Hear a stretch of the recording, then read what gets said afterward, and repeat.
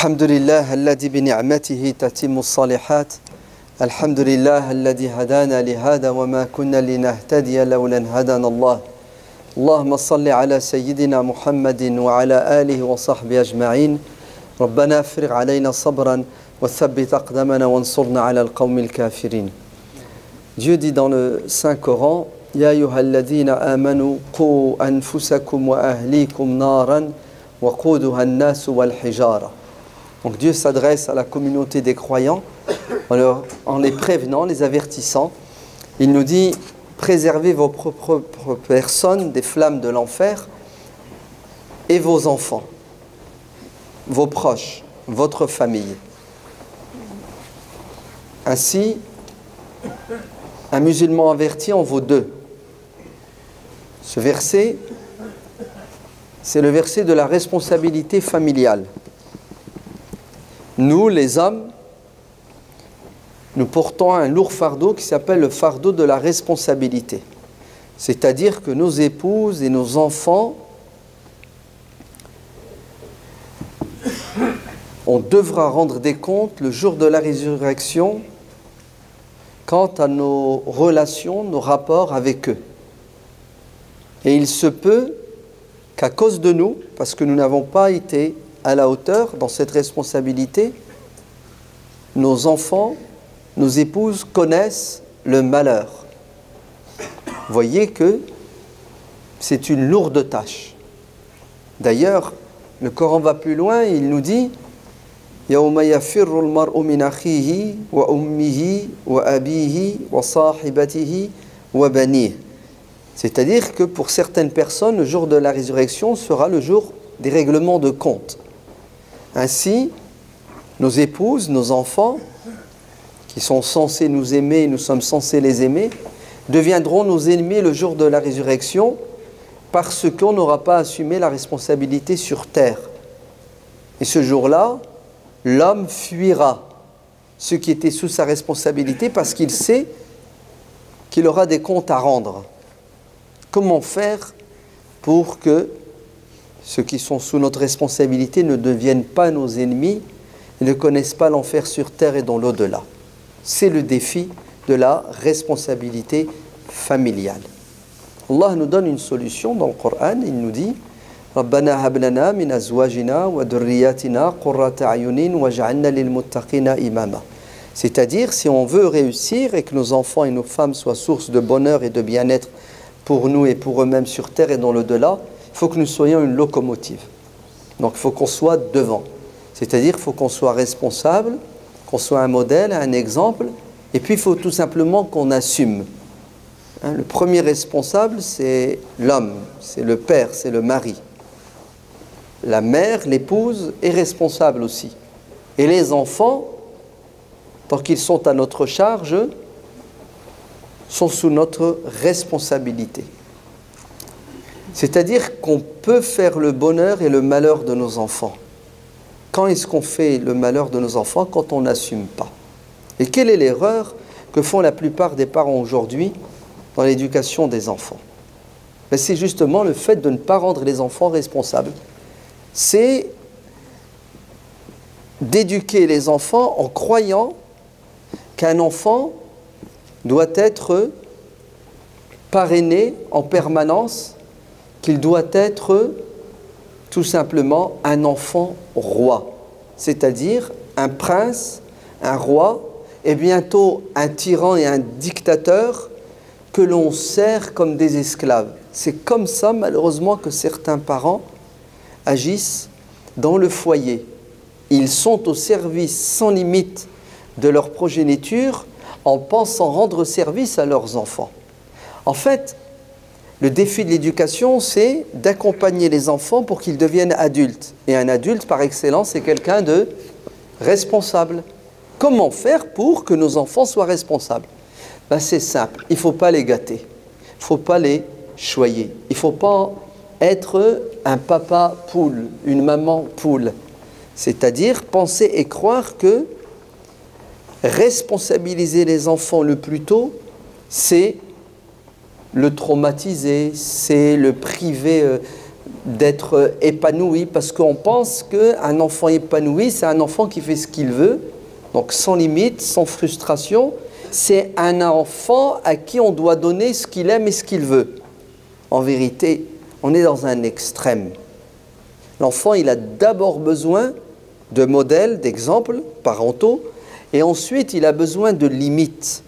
Il a besoin qu'on lui impose des choses, parce que c'est la vie. Sur Terre, on n'est pas libre de faire ce qu'on veut.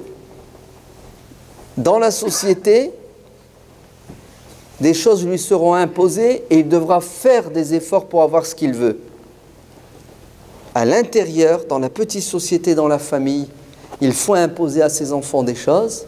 Et s'ils veulent, ils doivent d'abord faire des efforts pour recevoir.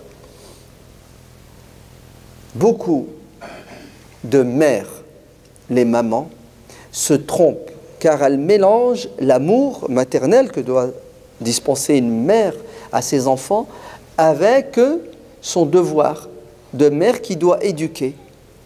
Servir un enfant en permanence, ce n'est pas lui rendre service, c'est développer chez lui un défaut qui est mortel, qui est dangereux. C'est lequel? C'est la fainéantise. Rien de pire si ce n'est qu'un enfant qui grandit sans connaître le sens de l'effort. Et pour qu'il connaisse le sens de l'effort, il faut qu'il soit mis devant la responsabilité. L'imam al-Bukhari rapporte dans son Sahih que Aïcha, radiyallahu anha, l'épouse du prophète, sallallahu alayhi wa sallam, dit que kana ashabu rasulillahi, sallallahu alayhi wa sallam, ummalu anfusihim. C'est-à-dire, les compagnons du prophète étaient des hommes courageux, qui se prenaient en charge. Ce n'étaient pas des assistés qui profitaient de la bonté, de la gentillesse et de la générosité des autres. C'étaient des hommes au sens noble du terme, c'est-à-dire responsables, courageux, travailleurs. Ils avaient la main tendue pour donner, non pas pour recevoir. Un enfant qui est servi comme un prince deviendra un tyran et un despote, parce qu'il ne connaît pas la valeur des choses et il ne sera pas reconnaissant. Dans la plupart des cas, il sera même ingrat. Alors imaginez-vous ce père, cette mère qui pendant 20 ans, 30 ans de leur vie se sont privés de tout plaisir, de repos, de toutes leurs ambitions personnelles et individuelles, les ont sacrifiées pour l'intérêt de leurs enfants. Et en vérité, ils sont en train de préparer des monstres qui vont se retourner contre eux, c'est-à-dire des enfants ingrats, des enfants qui ne connaîtront pas la valeur des parents. C'est ce qui se passe dans notre société. Et qui est responsable? Les premiers responsables, ce sont les parents qui gâtent les enfants, les parents qui ne responsabilisent pas les enfants. Si vous voulez réussir avec vos enfants, vous devez être un modèle. Donc vous devez être courageux, vous devez être travailleur, mais ce n'est pas suffisant. Il faut les rendre courageux, et pour qu'ils soient courageux, il faut qu'ils travaillent. Donc, à l'intérieur, à la maison, il faut quoi? Il faut les responsabiliser, il faut distribuer les tâches.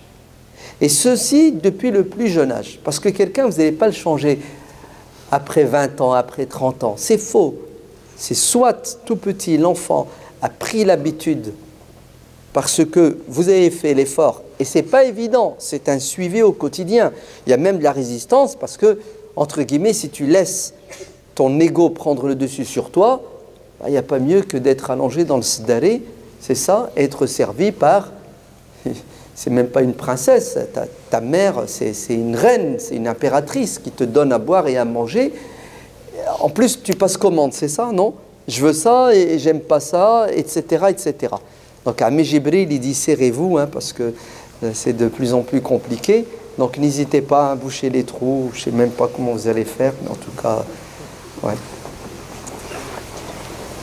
Donc, ta mère te sert, ton père travaille 12 heures, 14 heures par jour pour que tu ne manques de rien. Au final, l'enfant est un éternel insatisfait. Plus il en a, plus il en veut. Et plus tu lui en donnes, moins il est reconnaissant. C'est pour cela Omar ibn al-Khattab radhiyallahu anhu a dit une belle parole. Ikhshawshinu, ikhshawshibu, fa inna ni'ama la tadum. C'est ce que ça veut dire, c'est-à-dire ne gâtez pas vos enfants. Parce que celui qui élève ses enfants dans le luxe va récolter le fruit de sa mauvaise éducation. Car l'enfant, plus il en a, plus il en veut. Et le jour où il sera privé, il deviendra un rebelle. Il va se retourner contre vous.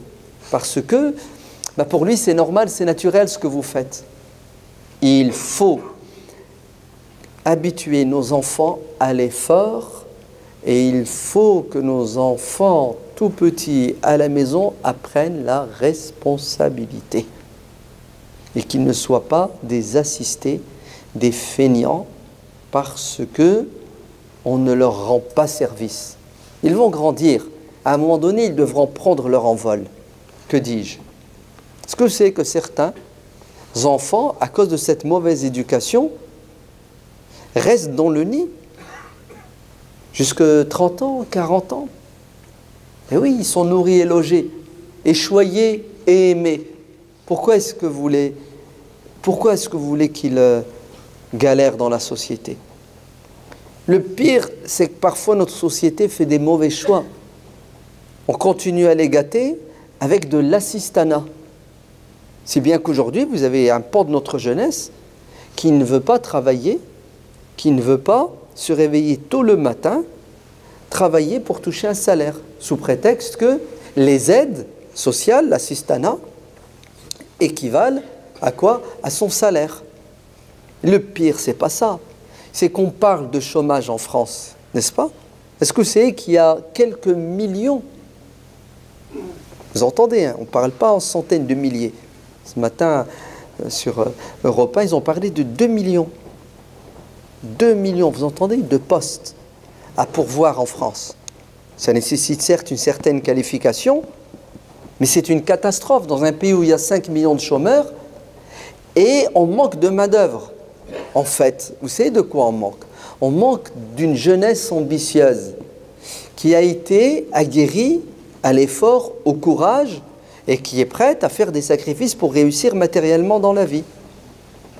Le maire d'une grande ville nous racontait il y a encore quelque temps, il a dit c'est une catastrophe.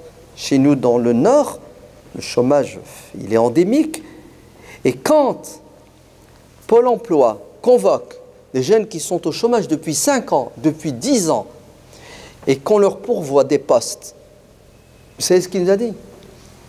Une entreprise l'a contacté, elle a besoin de 5 personnes, elle prend en charge la formation, c'est une question de quelques mois, ils vont être formés et ensuite ils auront un CDI d'office, d'emblée, tellement on manque de main-d'œuvre. Le maire nous a dit que le jour du rendez-vous, sur les 5, 4 ne sont pas venus. Le 5e est venu, le lendemain il n'est pas venu. Vous savez pourquoi?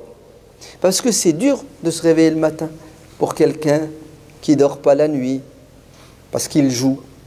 Pour quelqu'un tout simplement qui ne voit pas l'utilité de travailler ou qui considère que le travail c'est ingrat, voire même c'est un péché. Mais ça s'explique. Les parents sont les premiers responsables de l'état de cette jeunesse.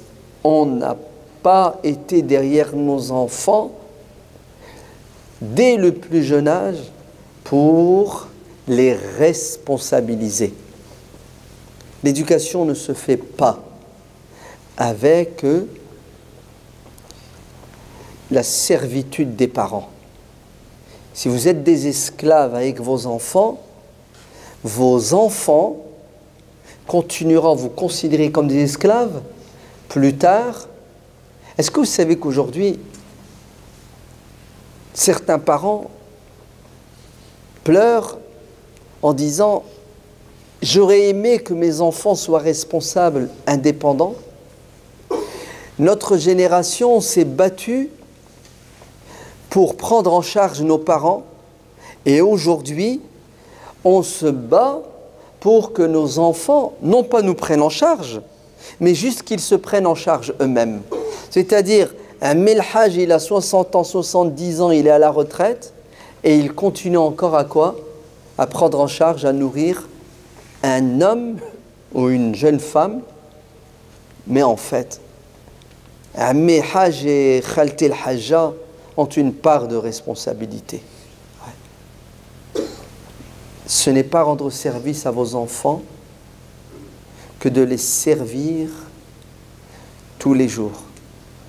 Vous devez les mettre devant les difficultés de la vie chaque jour.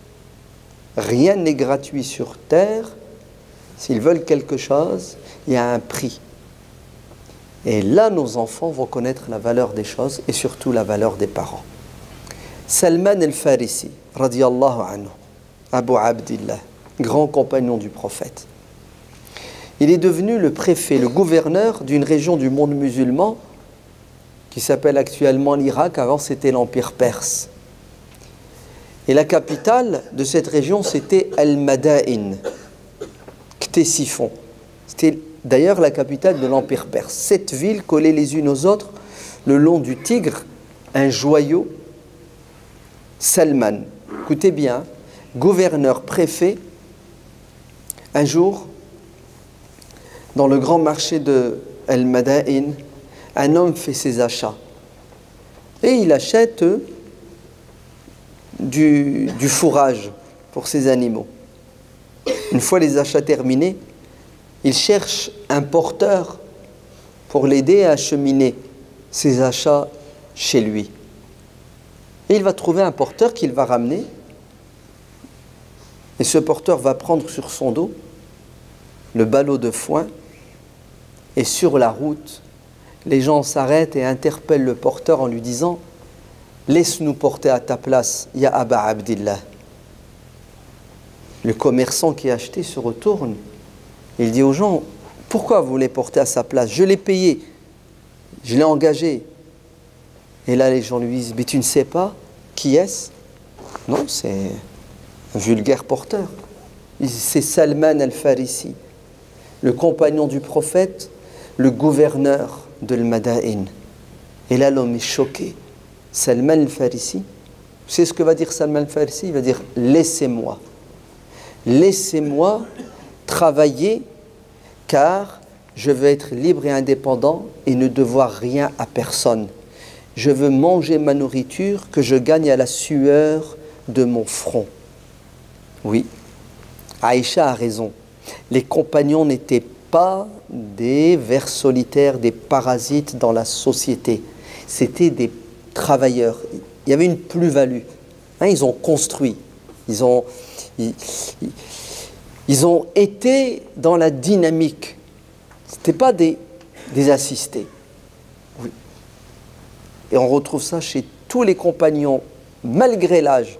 Salman était âgé quand il était gouverneur. Mais il continue à travailler jusqu'à ce qu'ils aient mis un pied dans la tombe. Et aujourd'hui, on assiste à une jeunesse, subhanallah, moins elle en fait, mieux elle se sent. Et quand on lui demande de faire, c'est comme si on lui demandait l'impossible. Mais tout s'explique.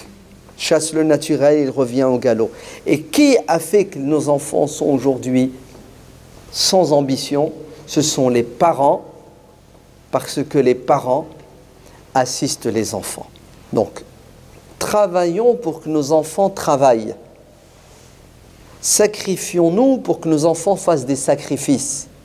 Et arrêtons de croire et de penser que responsabiliser un enfant, c'est le faire souffrir, car viendra un jour où nos enfants irresponsables nous feront souffrir jusqu'à ce que l'on souhaite la mort de nos enfants. Comme certains parents aujourd'hui prient Dieu le Très-Haut pour qu'il reprenne ses enfants alors qu'il le priait pendant des années pour qu'il leur donne des enfants. Oui, nos enfants peuvent créer notre malheur parce qu'on n'a pas su les rendre heureux et rendre heureux ses enfants. C'est pas bosser 12 heures par jour pour gagner de l'argent et leur acheter du matériel.